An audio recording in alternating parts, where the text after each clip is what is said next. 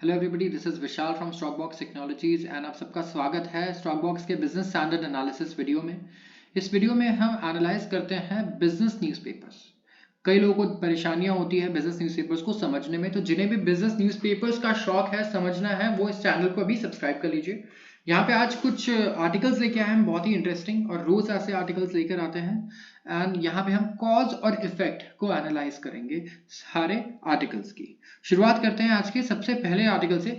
ये है private space sector के बारे में। स्पेस सेक्टर ये एक बहुत ही नया सेक्टर है, अगर आप देखेंगे इसे यहाँ पे, ठीक है।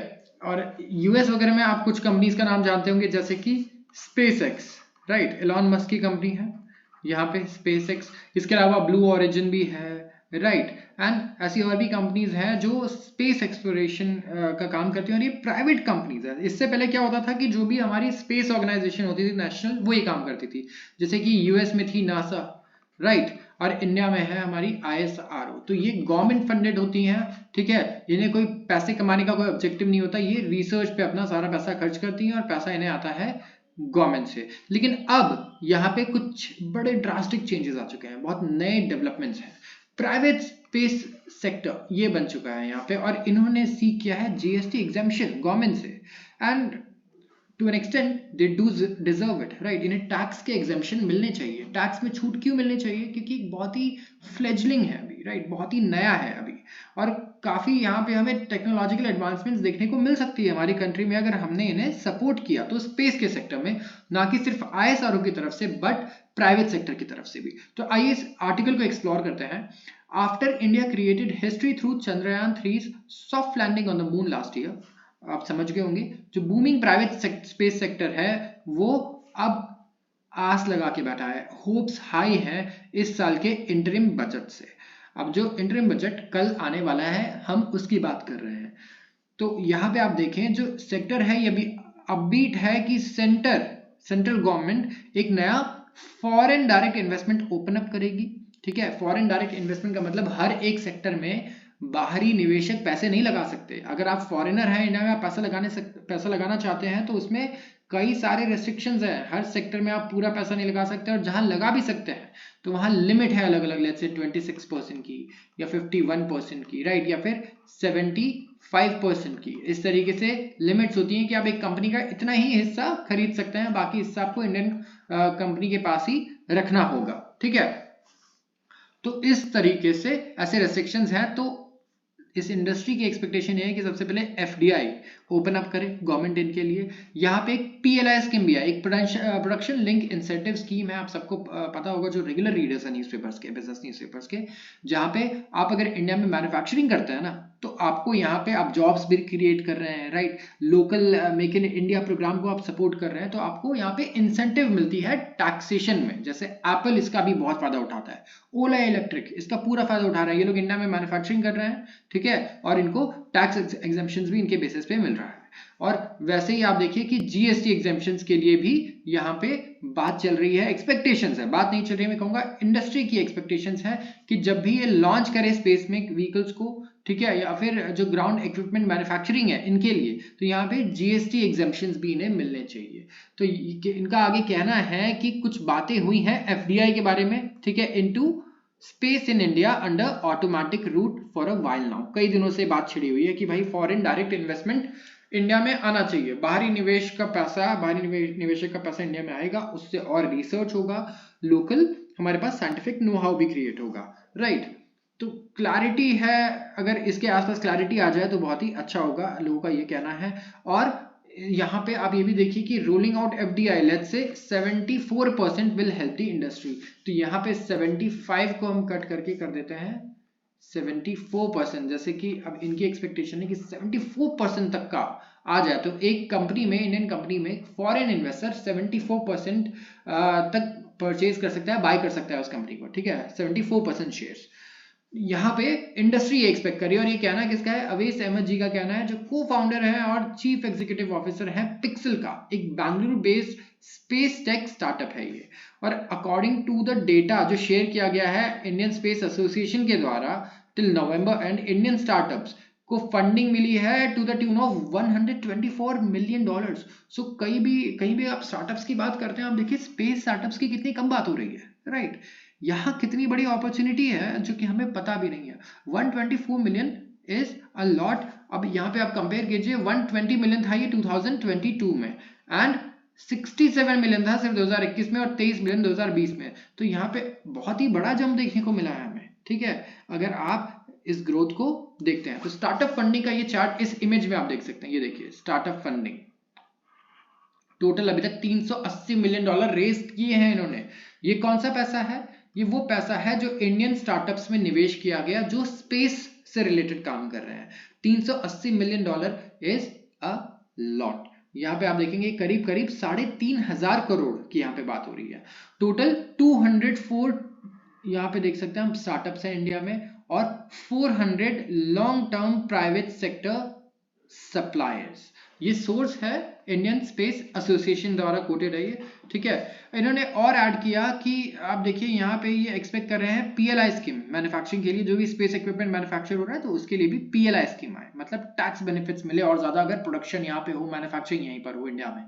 और इनका कहना है कि ये सैटेलाइट्स बनाना चाहते हैं बिल्कुल इंडिजिनसली मतलब बिल्कुल इंडिया में, ठीक है। हर चीज वो उसकी A to Z manufacturing India में करना चाहते हैं, तो इसीलिए हम गवर्नमेंट को ये इनेबल करना चाहिए, हेल्प करना चाहिए इस चीज के लिए। और अगर PLI आएगा मतलब प्रोडक्शन लिंक इंसेंटिव स्कीम आएगी, तो यहाँ पे और ज्यादा कंपनीज इसमें इंटरेस्टेड होंगी और ज्यादा मैन्युफैक्चरिंग इंडिया में होगी और मैन्युफैक्चरिंग सेक्टर से क्रिएट होंगी जॉब्स, राइट। तो यहाँ पे दोनों का बेनिफिट है, लोगों का भी बेनिफिट है, कंपनीज का भी है और सरकार का भी है, और एक्सपोर्ट्स भी हमारे यहाँ पे और ज्यादा बढ़ेंगे। तो अदर देन दैट उनका कहना है जीएसटी एग्जेम्पशन जो है लॉन्च व्हीकल्स के लिए, इसे भी कंसिडर किया जाना चाहिए। जब ये अनाउंस किया गया था तब कोई भी प्राइवेट व्हीकल्स थे ही नहीं कंट्री में, ठीक है, जीएसटी जब लाया गया था। और तब उन्हें क्या पता था कि स्पेस से रिलेटेड स्टार्टअप्स भी आ जाएंगे इतने सारे और इतनी बड़ी इंडस्ट्री बन जाएगी। तो यहाँ पे भी एक्सटेंशन मिलना चाहिए प्राइवेट प्लेयर्स को, ठीक है। और जीएसटी एग्जेम्पशन मिलनी चाहिए सैटेलाइट्स, लॉन्च व्हीकल्स और ग्राउंड इक्विपमेंट मैन्युफैक्चरिंग। यहाँ पे बात हो रही है किसकी? मैन्युफैक्चरिंग की। जब भी ये मैन्युफैक्चरिंग करे तो यहाँ पे जीएसटी का इन्हें एग्जेम्पशन मिलना चाहिए, which is also not a bad idea, right. So you tell me कि आपको क्या लगता है कि should government introduce some policies, या फिर जो दूसरे इंडस्ट्रीज को सपोर्ट करने के लिए गवर्नमेंट की पॉलिसीज है वो यहाँ पे एक्सटेंड होनी चाहिए या नहीं? Because of course we know कि स्पेस ऐसा सेक्टर है जहाँ पे बहुत अच्छे टेक्नोलॉजिकल रिसर्च और डेवलपमेंट हो सकते हैं और वही चीज दूसरी इंडस्ट्री में भी काम आ सकती है, राइट। और इन एडिशन यहाँ पे देखिए फिर वही आगे बात होती है कि इनकी क्या एक्सपेक्टेशंस हैं। इस आर्टिकल में इन्होंने यही बात किया और लास्ट में इन्होंने कहा है कि गवर्नमेंट की जो रिसेंट रिफॉर्म्स हैं उसे वेलकम करते हैं, जो ग्राउंड ब्रेकिंग इनिशिएटिव्स है कि एलोकेट किए जाएंगे satellite spectrum through administrative approach, ठीक है। तो कुछ बेसिकली गवर्नमेंट ने कुछ और स्ट्रीमलाइन की है जो प्रोसेस थी, ताकि प्राइवेट एंटिटीज भी पार्टिसिपेट कर पाए स्पेस प्रोग्राम में, सिर्फ ISRO अकेला इसमें ना रह जाए। और इसकी वजह से काफी ज्यादा इनका कहना है कि पोटेंशियल भी है इसमें, ठीक है, हमारे नासेंट प्राइवेट स्पेस इंडस्ट्री को बूस्ट करने का। नासेंट मतलब एक यंग, जो अभी बहुत ही शुरुआत के स्टेज में है, तो ये बात हो रही है यंग सेक्टर का, ठीक है। अब आते हैं to propel the promising industry and drive innovation. ये बहुत क्रूशियल है कि गवर्नमेंट डेवलप करे कॉम्प्रिहेंसिव रेगुलेटरी फ्रेमवर्क और एड्रेस करे एग्जिस्टिंग फिस्कल टैक्सेशन चैलेंजेस। तो देखिए किस तरीके से, जैसे AI को रिलेटेड AI से रिलेटेड बहुत बड़ा कंसर्न है कि गवर्नमेंट कुछ लॉज लेकर आए, कुछ रेगुलेशंस लेकर आए। आप देख रहे हैं कैसे कैसे मिसयूज हो रहे हैं, राइट, आर्टिफिशियल इंटेलिजेंस के। तो यहाँ पे वैसे ही स्पेस इंडस्ट्री का ये कहना है कि हमारे लिए भी कुछ स्पेशल लॉज और रेगुलेशंस आने चाहिए ताकि स्पेस पे फोकस रहे, हमारे लिए कुछ टैक्स से रिलेटेड हो या फिर इन्वेस्टमेंट से रिलेटेड हो, राइट। तो यहाँ पे जो भी मदद मिल सके हमें मिलनी चाहिए, इनका ये कहना है। आते हैं अगले आर्टिकल पे। In a first Musk Neuralink implants brain chip in human. अब कई लोगों को पता होगा इसके बारे में। न्यूरालिंक ये एक चिप है, एक डिवाइस है, एलॉन मस्क की कंपनी ही है जो इसे बना रही है, और इसे इम्प्लांट किया जाएगा आपके दिमाग में, ठीक है। एलॉन मस्क का ये कहना है, अभी उन्होंने अनाउंस किया कि सबसे पहले ह्यूमन पेशेंट ने रिसीव किया है एक ब्रेन इम्प्लांट उनके स्टार्टअप से न्यूरालिंक कॉर्पोरेशन। एक बहुत ही बड़ा स्टेप है ये, ठीक है। आज तक हमने भी कभी नहीं सुना कि ऐसी कोई चीज हो, ठीक है। और इनका ये कहना है कि एक बहुत ही इम्पोर्टेंट कदम इन्होंने उठाया है और हम एक दिन शायद वहां पहुंच पाए जहां पे एक इंसान कंप्यूटर्स को कंट्रोल कर पाए अपने दिमाग से। ना आपको हाथ चलाना है, ना उंगलियां यूज करनी है, आप अपने दिमाग से ही कंप्यूटर्स को यूज कर पाए। तो उन्होंने एक्स पे, प्रीवियसली जिसे हम ट्विटर कहते थे, उन्होंने कहा कि पेशेंट जो है बहुत अच्छे से रिकवर कर रहे हैं और इनिशियल रिजल्ट्स प्रोसीजर के बहुत ही प्रॉमिसिंग रहे हैं, मतलब पॉजिटिव रहे हैं। यहाँ पे पॉजिटिव इन्होंने इंडिकेशंस दिए हैं। ऑल्दो मुझे लगता है अभी क्योंकि ये हुआ ही है तो अभी मेजर रिजल्ट्स देखने बाकी होंगे। इनका ये भी कहना है कि न्यूरालिंक का जो ब्रेन इम्प्लांट है ये इट एम्स कि हेल्प करे उन लोगों को जिनको ट्रॉमेटिक इंजरीज हुई हैं कि वो भी ऑपरेट कर पाए कंप्यूटर्स अपने थॉट से। ठीक है, तो आप अगर इंजर्ड हैं, आप हाथ नहीं यूज कर सकते हैं, पैर नहीं यूज कर सकते हैं, कोई भी इशू है, आप डिसेबिलिटी है आपकी, तो आप अपने थॉट से कंप्यूटर को यूज कर पाए। मई में कंपनी का ये कहना था कि इसने अप्रूवल ले लिया है यूएस एफडीए से, ठीक है, फूड एंड ड्रग एडमिनिस्ट्रेशन से, अपने ह्यूमन ट्रायल कंडक्ट करने का। And late last year Neuralink ने कहा कि वो रिक्रूट कर रहा है patients with quadriplegia due to cervical spinal cord injury और amyotrophic lateral cirrhosis ALS for the trial. अब ये स्पेसिफिक कंडीशन है जिसके बारे में देखिए मैं कोई एक्सपर्ट नहीं हूं जो आपको बता पाए, मेडिकल एक्सपर्ट। एंड ये स्पेसिफिक सेट ऑफ कंडीशंस क्यों थी इसके बारे में मैं जरूर एक वीडियो बनाऊंगा, ठीक है, जिसमें मैं आपको एक्सप्लेन करूंगा। बट यहाँ पे आपको समझना है कि ये जो पेशेंट्स इन्होंने रिक्रूट किया ना इस ट्रायल के लिए, उनकी कंडीशंस इन्होंने ये कोट किए हैं और ये कंडीशंस उनमें होने चाहिए थे। एक्स पर, ट्विटर पर मस्क ने कहा है कि न्यूरालिंक का जो फर्स्ट प्रोडक्ट होगा it would be called telepathy.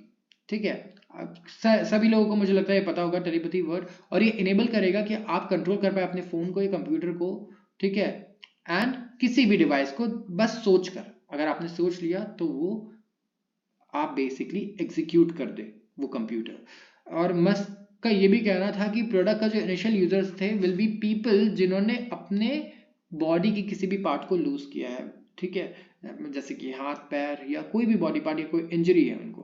तो उनका ये कहना है कि इमेजिन करिए अगर स्टीफन हॉकिंग कम्युनिकेट कर पाते फास्टर देन स्पीड टाइपिस्ट और ऑक्शनियर, तो उनका गोल यही है कि स्टीफन हॉकिंग जैसे लोग भी जो बेसिक ऑफ कोर्स उन्हें प्रॉब्लम थी कम्युनिकेशन में और उन्हें काफ़ी ज़्यादा टाइम भी लगता था, तो ऐसे लोग और ज़्यादा जो स्पीड टाइपिस्ट है उससे भी ज़्यादा तेज़ कम्युनिकेट कर पाए, which is a really nice goal. यहाँ पे अगर हम देखेंगे तो उनका ये भी कहना है कि न्यूरालिंक के काफ़ी अच्छे रिजल्ट्स आए हैं न्यूरॉन स्पाइक डिटेक्शन के लिए, और कंपनी और रिकॉर्डिंग्स और डेटा कलेक्ट कर रही है पेशेंट के ब्रेन से। तो यहाँ पे आप देखिए किस तरीके से कितने बड़े बड़े ब्रेक थ्रू हो रहे हैं, राइट। अब छोटा सा एक अब ये Q&A है जो हम देख लेते हैं ताकि कई लोगों को जिनको न्यूरालिंक के बारे में पता ना हो वो ये देख पाए। न्यूरालिंक एक स्टार्टअप है जिसे स्टार्ट किया एलॉन मस्क ने 2017 में। ये एक ब्रेन कंप्यूटर इंटरफेस बनाना चाहती है, ठीक है, जहां पर जो ट्रॉमेटिक इंजरीज वाले लोग हैं वो फोन और पीसी को ऑपरेट कर पाए अपने थॉट से। ये जो इम्प्लांट है ये it will put chip inside the user skull, आपके स्कल में चिप लगाई जाएगी एक, जहां पे वायरलेस कम्युनिकेशंस होंगे जो brain signal data Neuralink app को सेंड करेंगे और वो डिकोड करेगा उन्हें एक्शंस में और इंटेंट में। तो what are Musk and Neuralink hoping to do with brain chips, ये करना क्या चाहते हैं? इनका कहना है कि सबसे पहले तो पैरालाइज लोगों को हेल्प करना चाहते हैं, राइट, या फिर किसी के पास हियरिंग या विजन लॉस है तो उन्हें भी वो मदद करना चाहेंगे। और इनका कहना है कि एक दिन ये इम्प्लांट ह्यूमन और एआई इन दोनों को मर्ज करने में हेल्प करेगा। What is the device called? इनका कहना है in a post on social network Monday Musk ने कहा कि डिवाइस को कहा जाएगा टेलीपैथी। क्या न्यूरालिंक ही एक ऐसी कंपनी है जो ये कर रही है? नहीं, सेवरल कंपनीज है जैसे कि सिंक्रोन, प्रिसिजन न्यूरोसाइंस, पैराड्रोमिक्स और ब्लैक रॉक न्यूरोटेक, इन्होंने भी सिस्टम्स बनाए हैं जिसकी ऐसी एबिलिटीज है। कितना टाइम लगेगा इस स्टडी को? इनको कहना है कि ये इस टाइप की स्टडी 5 से 10 पेशेंट्स को एनरोल करती है और ये 1 साल तक चलती है। और अगला स्टेप होगा फीजिबिलिटी स्टडी, ठीक है, फिर होगा पिवटल स्टडी जो कि एक रफली एक एनालॉगस एक इनका कहना है विच इज रफली analogous two phase 3 study for a drug. तो जब आप एक ड्रग टेस्ट करते हैं, राइट, जैसे किसी दवाई या वैक्सीन के बारे में आपने देखा होगा, तो वहां पे भी ऐसे स्टेजेस होते हैं, तो उसके ही फेज 3 से एनालॉगस होगा, सिमिलर होगा। और अगर सब कुछ सही रहा तो 5 साल से 10 साल के बीच में आपको, आप कह सकते हैं, ये देखने को मिल जाएगा कि न्यूरालिंक अब लॉन्च हो चुका है नॉर्मल लोगों के लिए। आते हैं कुछ ब्रीफ आर्टिकल्स के लिए। आज बहुत सारे आर्टिकल्स हैं अच्छे, क्योंकि हमारे पास टीसीएस ने एक्सटेंड किया है 15-year contract with UK insurance firm Aviva. अब ये टीसीएस के क्लाइंट होंगे, टाटा कंसल्टेंसी सर्विसेज। जितने भी लोग स्टॉक मार्केट से रिलेटेड हैं उन्हें तो ये पता ही होगा। तो यहाँ पे आप देख सकते हैं कि यूके की कंपनी है लीडिंग इंश्योरेंस, वेल्थ और रिटायरमेंट प्रोवाइडर अवीवा, जिसने ये कॉन्ट्रैक्ट रिन्यू किया है टीसीएस के साथ। एंड यहाँ पे आप देखेंगे कि ये कोई बहुत ही ज़्यादा ऐसी न्यूज़ नहीं है जिससे टीसीएस का स्टॉक प्राइस बहुत ज़्यादा ऊपर या बहुत ज़्यादा नीचे हो जाए। It is a general announcement for TCS. So आते हैं अगले आर्टिकल पे। Uber drives into J and K launches operations in Srinagar. Ride hailing giant Uber, ठीक है, उबर जो लोग कैब्स यूज करते हैं, नहीं भी करते हैं, सबको पता होगा उबर के बारे में, ओला के बारे में। उबर ने अनाउंस किया कि वो ऑपरेशन सब शुरू करेगा कहाँ पर, जम्मू एंड कश्मीर में। पहला स्टॉप होगा श्रीनगर। इन्होंने और उबर गो भी शुरू किया है, जो कि इनका एक पॉपुलर सर्विस है, और outstation product intercity in the valley, ये भी स्टार्ट किया है इन्होंने। और अभी जाके पहली बार इन्होंने ये शुरू किया है जम्मू एंड कश्मीर में। उनका गोल है कि ये पूरे तरीके से फुल स्केल पे ऑपरेशंस को लॉन्च करेंगे। Toyota suspends India dispatch of 3 models on engine issues. Toyota Kirloskar Motors temporarily suspend कर रहा है dispatch of 3 models, Innova Crysta, Fortuner और हाइलक्स, हमारी कंट्री में, इंडिया में, क्योंकि कुछ इरेगुलरिटीज मिली है in its horse power output. ठीक है, इसके सर्टिफिकेशन टेस्ट हुए 3 डीजल इंजन मॉडल्स पर, तो वहां पे कुछ इरेगुलरिटीज मिली, तो इन्होंने डिस्पैच इनका बंद कर दिया है। Porsche India post record sales at 914 units in 2023।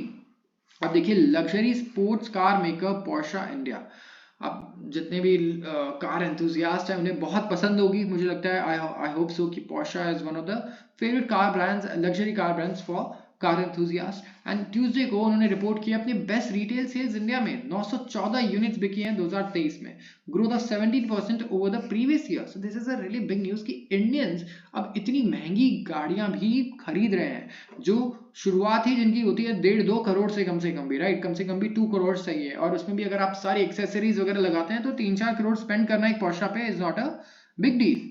तो ऐसी कार्स भी इंडिया में इतनी ज्यादा स्पीड से बिक रही हैं, तो आप ये सोच सकते हैं कि इंडिया में जो रिच है वो किस तरीके से अब और ज्यादा लैविशली स्पेंड कर रहा है, या तो फिर उनकी एसेट्स ग्रोथ भी बहुत ही अच्छी हो रही है।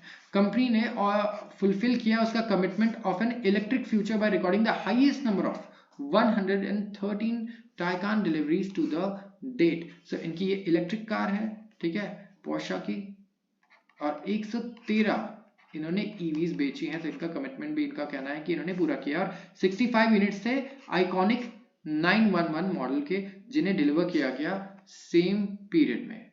आते हैं अगले ब्रीफ आर्टिकल पे। AI to replace 23% of roles by 2028 in Indian health care.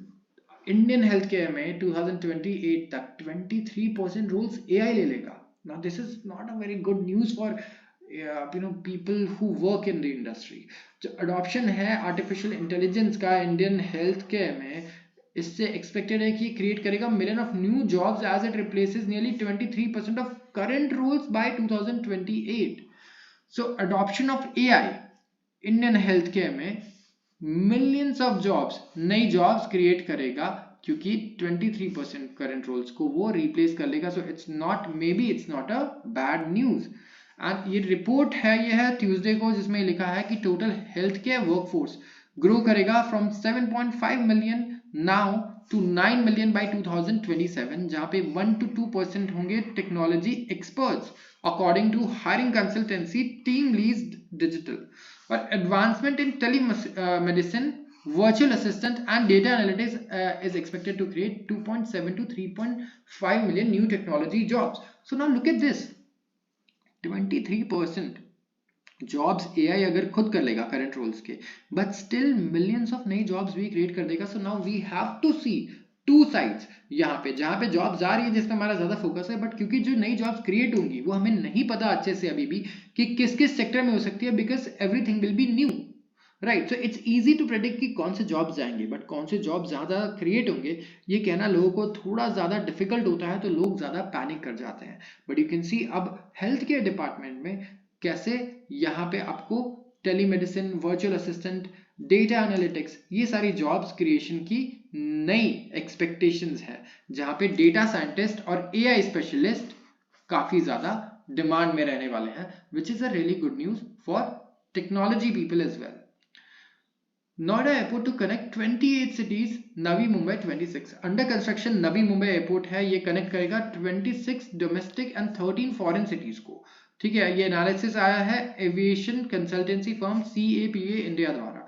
और सिमिलरली नोएडा एयरपोर्ट ये कनेक्ट करेगा 28 domestic and 10 foreign destinations. Navi Mumbai airport जो स्टार्ट होने वाला है मार्च नेक्स्ट ईयर से, ये हैंडल करेगा 8.8 टू 10.8 मिलियन पैसेंजर्स। मतलब आप देख सकते हैं अच्छे खासे यहाँ पे ऑलरेडी एक्सपेक्टेड डिमांड है इन 2025-26। नोएडा एयरपोर्ट जो स्टार्ट होगा दिसंबर दिस ईयर से, इट में हैंडल 9.4 टू 11.7 मिलियन पैसेंजर्स। और एग्जिस्टिंग दिल्ली मुंबई एयरपोर्ट्स हैं, over a period of time ये बन जाएंगे लंदन के हीथ्रो एयरपोर्ट की तरह, जिसमें सिग्निफिकेंट लॉन्ग हॉल है, हब ट्रांसफर ट्रैफिक है। नोएडा नवी मुंबई एयरपोर्ट्स रहेंगे लंदन के गैटविक एयरपोर्ट की तरह, जहां पे पॉइंट टू पॉइंट ट्रैफिक है। CAPA इंडिया का ये कहना है। और आप अगर देखें यहाँ पे इस इमेज में आपको ये अच्छी तरीके से समझ में आएगा, न्यू वर्सेस ओल्ड एयरपोर्ट्स की यहाँ बात हो रही है in India 2 biggest metro cities. Domestic destination कितने, नोएडा में 28 एंड नवी मुंबई में 26। और इंटरनेशनल नोएडा में थोड़े कम है, बट नवी मुंबई में इंटरनेशनल सिटीज ज्यादा देखने को आपको मिलेंगी, राइट। वैसे दिल्ली में आप इस वक्त देख सकते हैं दिल्ली मुंबई जो एयरपोर्ट है 73 यहाँ पे कनेक्ट करते हैं ये डोमेस्टिक, 76 इंटरनेशनल। एंड वैसे ही मुंबई 55 इंटरनेशनल सिटीज कनेक्ट करता है और 61 domestic. So let's see, I hope कि we see more airports in small cities as well, right? जो भी छोटी सिटीज है वहां पे भी आई होप, क्योंकि एयर ट्रैफिक अच्छा खासा इंक्रीज हो रहा है, सो काफी कंपनीज अब फोकस कर रही हैं स्मॉलर सिटीज पे भी। तो आज के लिए बस इतना ही। अगर आपको वीडियो पसंद आई हो तो जरूर इसे लाइक करें और चैनल को सब्सक्राइब करना बिल्कुल ना भूलें। धन्यवाद।